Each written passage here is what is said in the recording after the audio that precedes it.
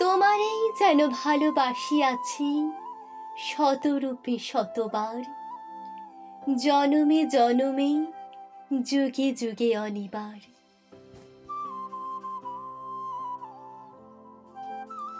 আজ রাত ৩টে পর্যন্ত নিজের সাথে যুদ্ধ করার পর যখন সকাল ৯টায় ঘুম ভাঙে, তখন বিছানা জুড়ে যে বইগুলো ছড়ানো থাকে তার মধ্যে আমার সঞ্চয়িতা বা আমার গীতবিতানের ঠাঁই হয় না।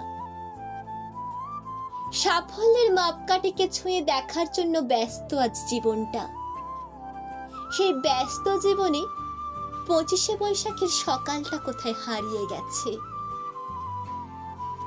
তবে আমার গীতবিতানের দিব্যি করে বলছি, আমার সঞ্চয়িতা ছুঁয়ে আবার বলে উঠব, আমি ভিক্ষা করে ফিরতেছিলেম গ্রামের পথে পথে, তুমি তখন চলেছিলে তোমার স্বর্ণরথে।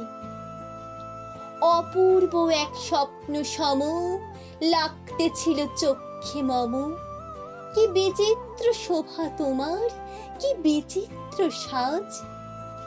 আমি মনে ভাবতেছিলে এ কোন মহারাজ,